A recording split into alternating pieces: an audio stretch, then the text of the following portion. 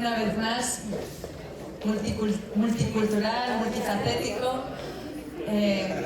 La verdad es que ahora el panel que sigue ahora mismo, que es el de los Visionarios, quizás ellos no os lo van a decir porque les toca quizás hablar otra parte de sus negocios, pero también están completamente invertidos en todo tipo de organizaciones, asociaciones, que demuestran que la gente que suele trabajar en estas partes de comunidad quieren dar y saben que se recibe de muchas maneras. Si el Excel lo sostiene todo, y es verdad que con la experiencia no se da cuenta de lo que puede o no, rodearse con la gente buena que te ayuda a luego a ver qué es el impacto es muy necesario. Y espero que esta noche luego continuemos las conversaciones de cómo podemos ayudarnos. Para el último y tercer panel de la noche, es un honor presentar a Perdrix, un pionero y experto reconocido internacionalmente en el ámbito del co-living. Es el fundador de Art of Co, una consultoría de co-living, aceleradora y centro educativo que va marcando a diario la diferencia en cómo la gente vive, comparte y también trabaja juntos. Además de eso, es el autor de un influyente libro que se llama The Art of Co-living, que incluye entrevistas con más de 200 operadores de co-living a través del mundo. Fue el presidente de la Asociación de Co-living del 2020 al 2024, uno de los clientes nuestros desde hace más tiempo y, como dirían los motos, muchos clientes pueden transformarse en amigos y es un caso de gran amistad desde entonces. Y ven a presentar a nuestros visionarios. The floor is yours and maybe in English as well. Muchas gracias, Marta. Hola, buenas, me llamo Guy, encantado. Este panel me han preguntado hacerlo en inglés, pero es que espero que va a estar bien por ustedes. Si no entienden o si hablamos demasiado rápidamente, pueden levantar la mano o decirme, Guy, porfa, habla despacito, okay? So, on this panel, Visionaries for the Future, I would like to skip the introductions and bring straight on. Please give a big round of applause for our three speakers. Aida Domínguez, Austin Owens, and Rudy Ganna. Please come on stage.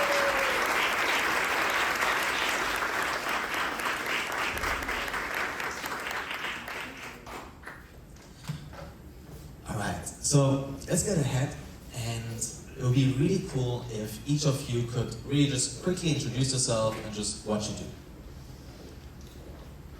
Let's go ahead. Do you want to start?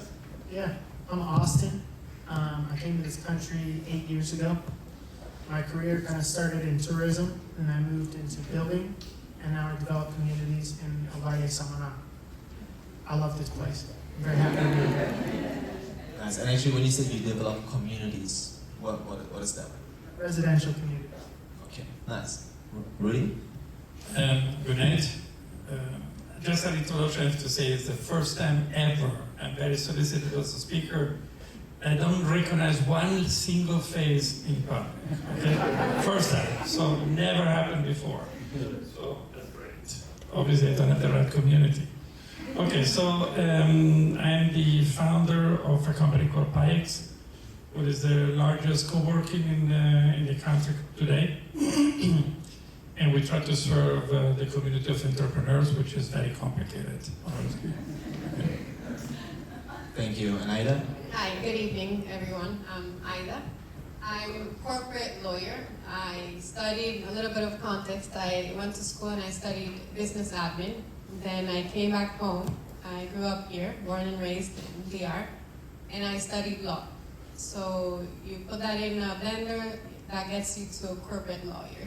So that's what I am. After working for more than 10 years at this recognized and very established law firm, I decided to jump ship and create my own project. So my own project is called AWL, A-W-L, which is playing a little bit with the letters of law. And I'll tell you a little bit more of that, I guess, in the next question. Yes. So you have three completely different projects. You are developing residential communities, you are having co-working spaces, and you have a collective of lawyers.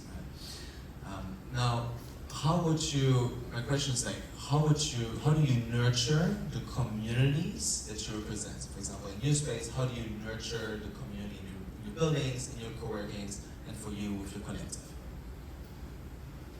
Well, in my case, one of the beautiful things about what I get to do is really design the places that people live.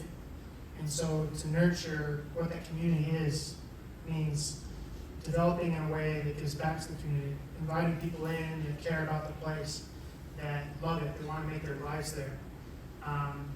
People like the people we just heard from, that really care about the place. You nurture those relationships, you create a sense of home. You think about what is the world that you want to live in, and we get to create that. And that for me is what makes me really excited about what I get to do. What about you? Well, it's a little bit more complicated. Entrepreneurs are very boring. Okay, so it starts right there. So I'm a serial killer or serial entrepreneur. So I've been doing this in 40 countries, and then I arrived in Dominican Republic. I did multiple things. And when I finished all the things, I sold all my companies in Dominican Republic. One of my employees told me what we do next. I was on vacation, so I'm on vacation, I don't know. So anyway, one of these crazy nuts who works with me came up with the idea to do co-working. And I say, okay, why not? And it was the beginning of the end. Because the culture of co-working is being open. So we did, when I started a new business, I'm very analytical, so I went, I made a study, I invited, I don't know, many entrepreneurs, and then we asked him, how you think about the space, and so on. And everybody will say, well, the space is to be closed, double lock, because everybody wants to steal my ideas. Ridiculous, okay? So when co-working in the world is about being open, okay? So how do you develop a community like that? Well, we went with a hammer, right? The only way for me to solve a problem is to have a massive solution. So I don't do little things. I spend a lot of money, obviously. So I took a very big building, 6,500 meters, and I said, let's do the biggest, because it needs to answer to all my frustration of 40 years entrepreneur in one building. Okay? So if I solve all my frustrations, then everybody will feel fine and will be able to grow. That's theoretically.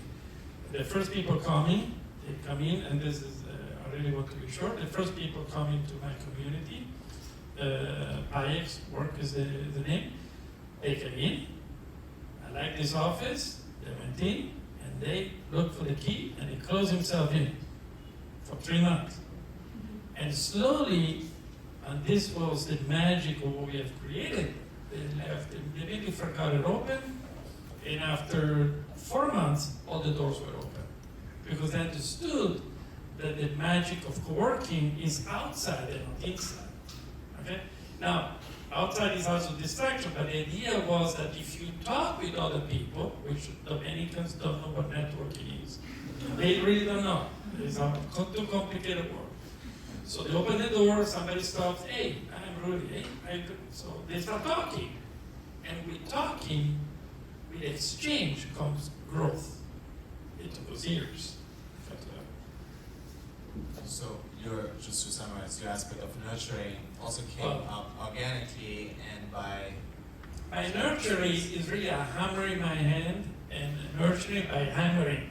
Okay? It's really method, endurance, and then a lot of events, and a lot of people. And then today we're a brand that is extremely recognized. We work on any level of entrepreneurship across the world, with the government, with everybody else. And the community came from within. Okay, so you may be nurtured directly, and I cannot, because if the solution doesn't come from within, then it's not spontaneous. And if it's not spontaneous, it doesn't last. And now we are a huge community, okay? And then, but the glory comes not to us. We create the environment, we create the platform. But it's really everybody in the community who created this contagious way to become an entrepreneur, okay? Now, Aida, I have a question to you, which is, you came from a more traditional lawyer's background, right? And then now you created a collective of lawyers that tackle projects. So I've been part of several projects, also of collectives, and then usually there's always certain questions such as, who's leading this project, how do we do the revenue share, like what is it, how does it work of like to be part of the collective, not part of the collective.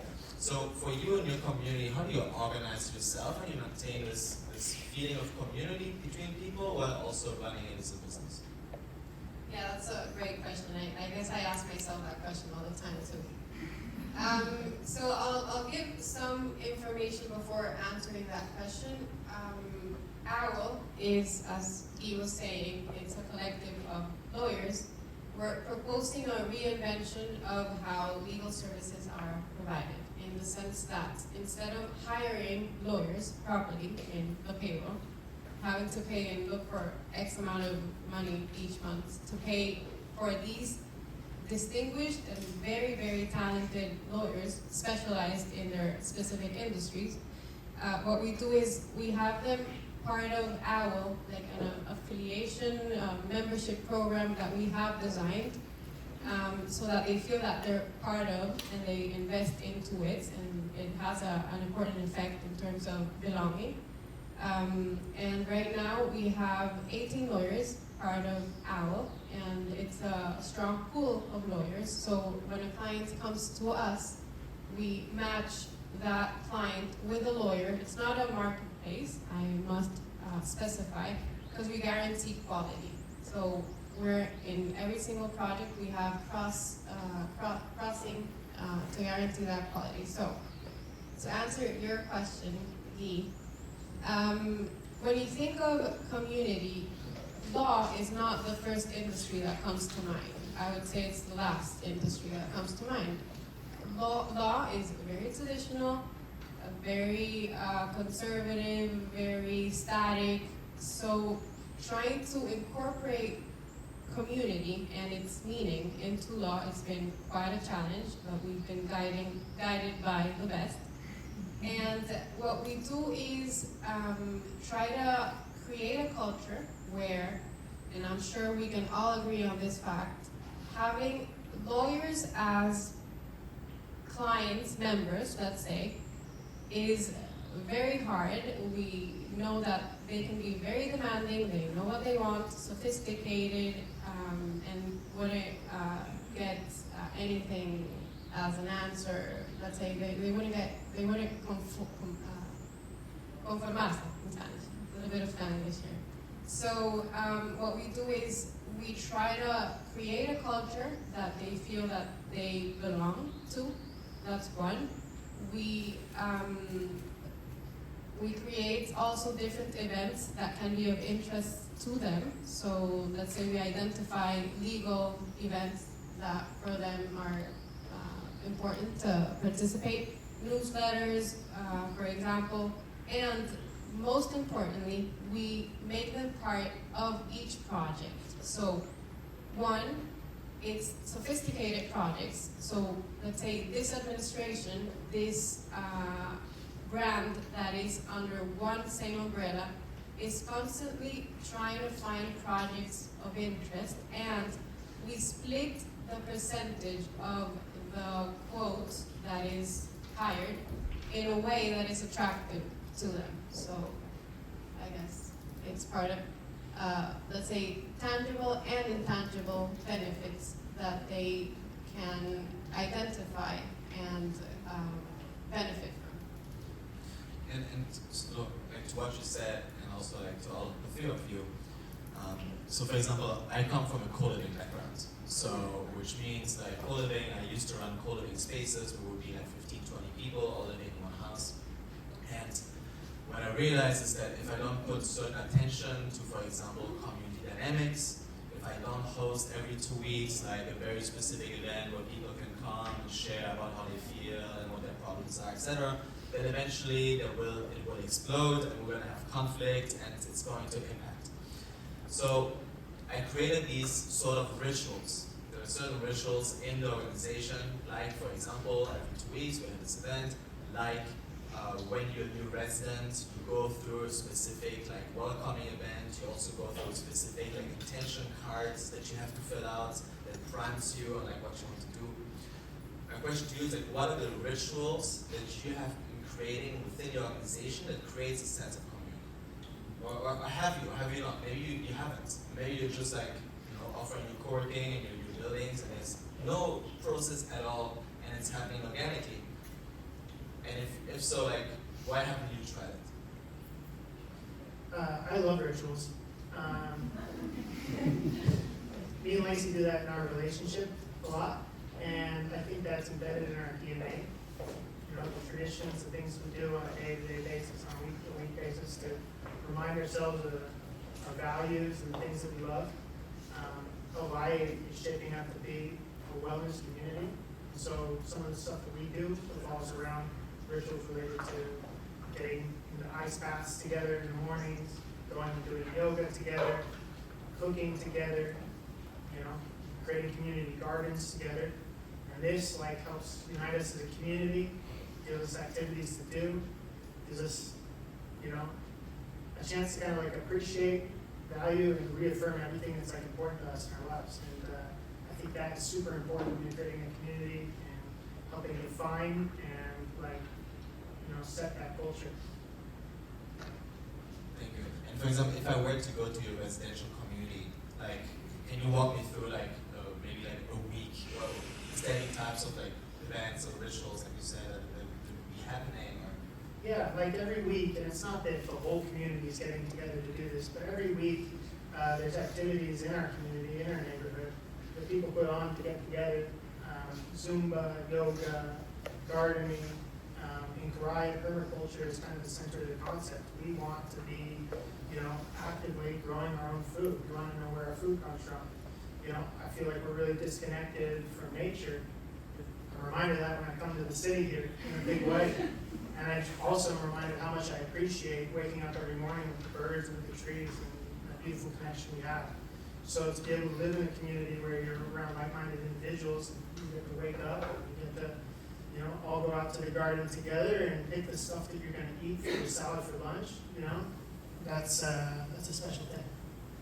Thank you. Rudy, I don't know if you have the head still in operations and what's going on in there. Okay. I'm so good in communities that I decided to hire Marta to come and take care of it. That's right. So it's very difficult to have, and you're really a big fan of you, but it's very difficult to,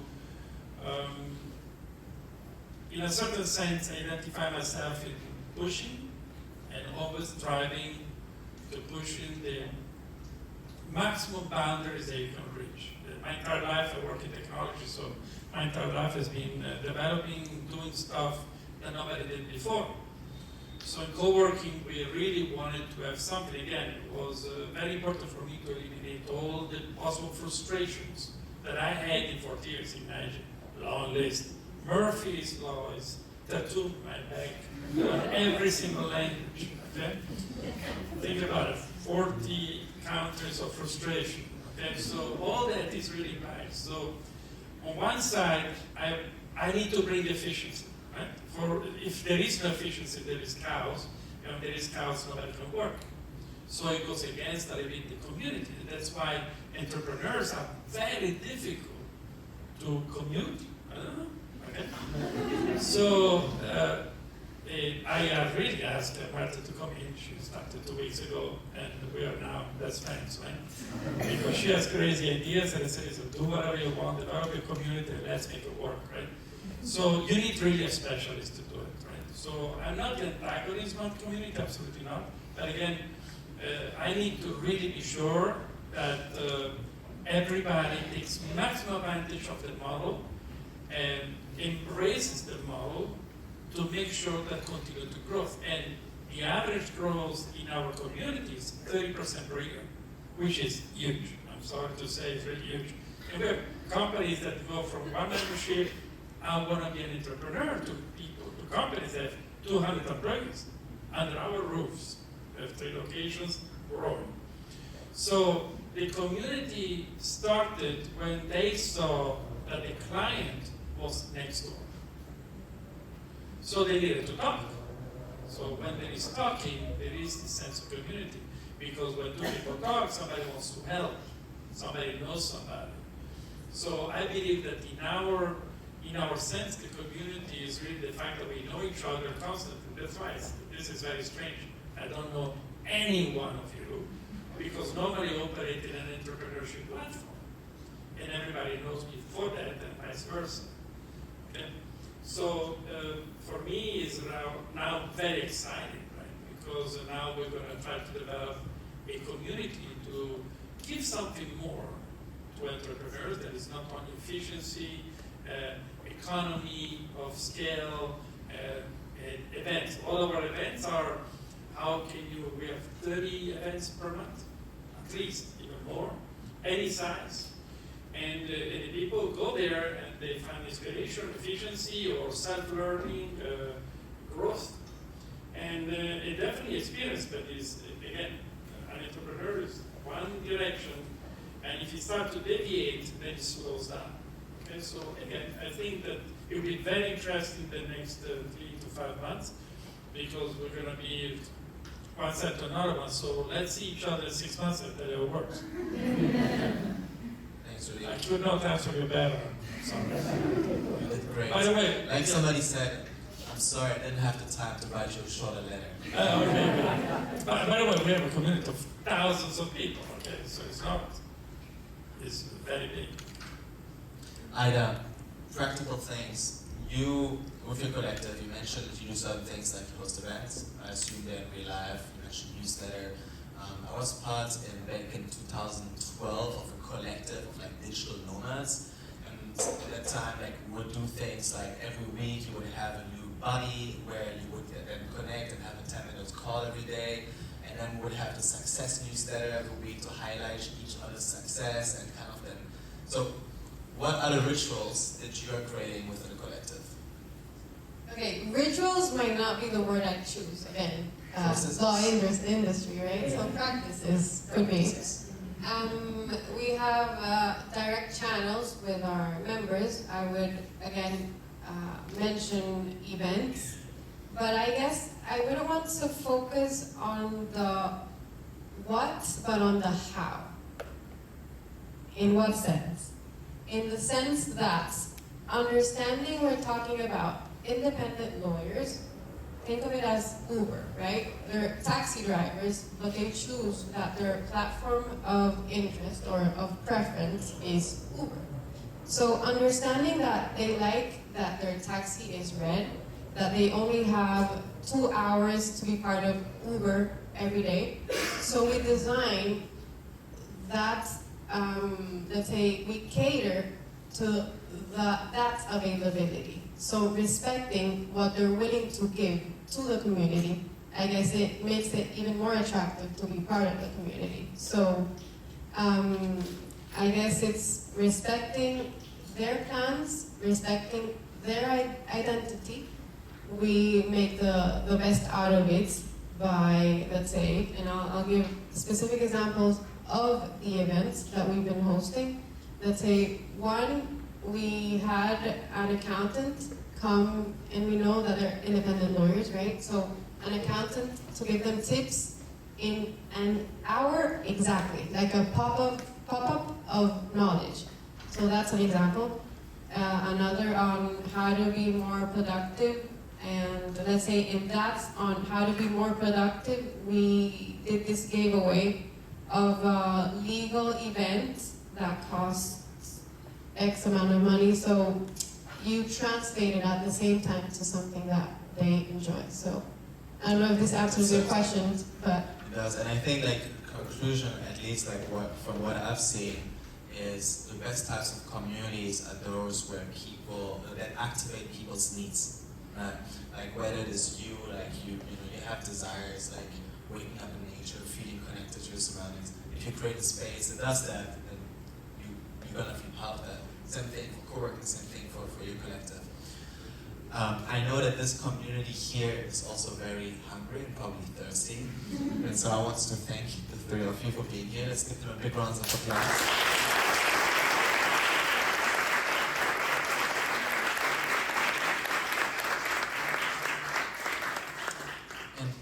Before we go, I want to bring on stage somebody that actually, like nobody introduced her, but she's been the one that has been guiding and pushing this event tonight and the whole movement behind Groundinn. Please, let's give a final big round of applause to Marta Robobola-Rosales.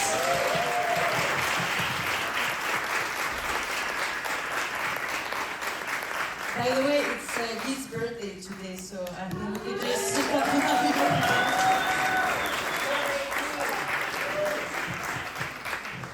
Thank you all so much. Like you were saying, I know you're probably hungry and want to have a little drink. Podemos pasar al español también. Queremos agradecer también la bodega que nos va a ofrecer el brindis ahora y que las conversaciones no se acaben aquí. Ahora bajamos al primer piso y espero que os estéis inspirados y podamos continuar hablando. Muchísimas gracias a todos por venir.